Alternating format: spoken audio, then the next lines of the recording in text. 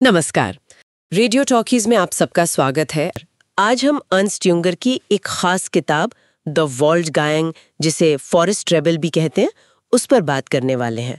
हमारे पास किताब के कुछ हिस्से हैं और कुछ विश्लेषण भी। खास तौर पर हम युंगर के वनगामी मतलब फॉरेस्ट रेबल के कॉन्सेप्ट को समझने की कोशिश करेंगे कि भाई ये कौन है और आज की दुनिया में इसका क्या मतलब है। चलिए शुरू करते हैं। बिल्कुल। युंगर की नजर ना वो आधुनिक राज्य के काम करने के तरीके पर बहुत साफ है। वो सवाल उठाते हैं कि कैसे राज्य, खासकर जब वो थोड़ा निरंकुश होने लगता है, तो कैसे वो व्यक्तिगत स्वतंत्रता को दबाता है। हाँ, और इसमें वो चुनाव जैसी चीजों का भी जिक्र करते हैं, है ना? हाँ बिल्कुल। युंगर के हिसाब से चुनाव भी कई बार सिर्फ सहमति बनाने का या कह लें थोपने का एक तरीका बन जाते हैं। और वो एक बड़ी दिलचस्प बात कहते हैं कि कैसे चुनावों में ना वो जो ताकतवर लोग होते हैं वो जानबूझकर 100% वोट नहीं चाहते। हाँ, ऐसा क्यों? वो शायद 98% जैसा आंकड़ा पसंद करते हैं ताकि जो बाकी 2% लोग हैं जो असहमत दिख रहे, अच्छा, वो एक तरह से आजादी का भ्रम बनाए रखें और साथ ही एक डर भी। कमाल है। मतलब वो 2% असल में सिस्टम को मजबूत कर रहे हैं अनजाने में। हाँ, युंगर का तो यही इशारा है और इसी माहौल के जवाब में वो वनगामी का विचार लाते हैं। सही, वनगामी। हाँ, ये शब्द असल में पुराने आइसलैंडिक से आया है। वहां ये ऐसे आदमी के लिए इस्तेमाल होता था जिसे समाज से बाहर निकाल दिया गया हो। ओ अच्छा, बहिष्कृत जैसा। हाँ बिल्कुल, जो अब जंगल में मतलब समाज से बाहर अपनी ही हिम्मत और ताकत पर जिएगा। तो युंगर के लिए वनगामी वो इंसान है जो राज्य की भारी ताकत, उसके प्रोपेगेंडा और उसके फैलाए डर के आगे झुकने से इनकार कर देता है। तो ये मतलब सचमुच जंगल में भाग जाना नहीं है जैसे कोई साधु सन्यासी? नहीं नहीं, बिल्कुल नहीं। ये एक अंदर की बात है, मन की स्थिति, एक तरह की आंतरिक स्वतंत्रता जहां आप विरोध कर सकते हैं, भले ही मन में। अंदरूनी। हाँ, युंगर इसे दो तरह के अस्तित्व से समझाते हैं, जहाज और वन। जहाज मतलब हमारा रोज का जीवन जो समय में बंधा है, आता जाता रहता है, अस्थाई। हाँ अस्थाई। और वन है वो कालातीत जगह, शाश्वत। वो हमारी अंदरूनी शक्ति, हमारे असली मूल्य। वनगामी वो है जो बाहर कितना भी दबाव हो, अपने अंदर के उस वन से जुड़ा रहता है, अपनी स्वतंत्रता बचाए रखता है। समझ गए। तो ये अंदरूनी मोर्चा है, लेकिन फिर ये विरोध दिखता कैसे है बाहर की दुनिया में?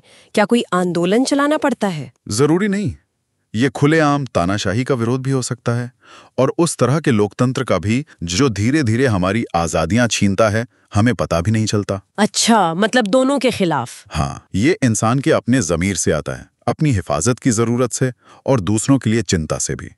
युंगर ने एक उदाहरण दिया है 1933 बर्लिन का। हाँ। एक नौजवान सोशल डेमोक्रेट था, उसके घर के दरवाजे पर नाजी पुलिस आई और वो अकेला खड़ा हो गया उनके सामने।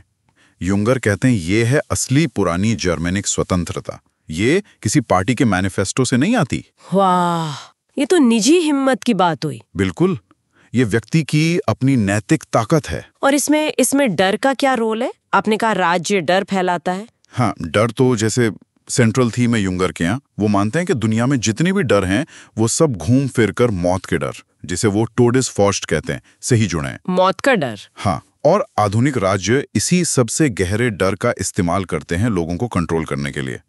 वनगामी वो है जो पहले अपने अंदर इस डर को जीतता है।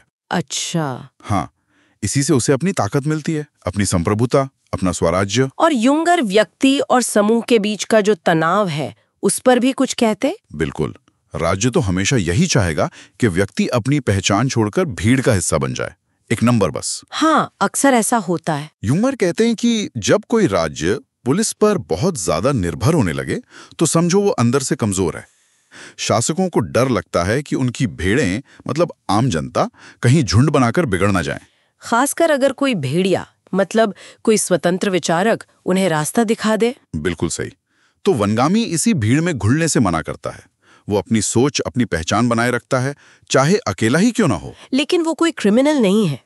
नहीं, युंगर ये फर्क साफ करते हैं। अपराधी तो बस कानून तोड़ता है, शायद अपने फायदे के लिए। वनगामी सही और गलत की अपनी गहरी समझ पर चलता है, उसकी नैतिकता अंदर से आती है। तो इन सब बातों का आज क्या मतलब निकाले? निचोड़ क्या है? देखिए, युंगर के विचार आज शायद पहले से भी ज्यादा रेलेवेंट है। सोचिए ना, आज हम कहाँ हैं? हर तरफ निगरानी है, सर्वेलेंस।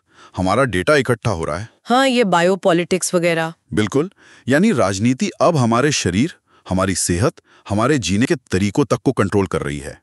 व्यक्तिगत आज़ादी पर दबाव बढ़ता जा रहा है। सही बात है। तो यंगर हमें सोचने पे मजबूर करते हैं कि इन बड़ी बड़ी ताकतवर व्यवस्थाओं के सामने एक अकेला इंसान अपनी इंटीग्रिटी, अपनी आज़ादी, अपनी सोच को जिंदा कैसे रखे। ये वाकई बड़ा सवाल है।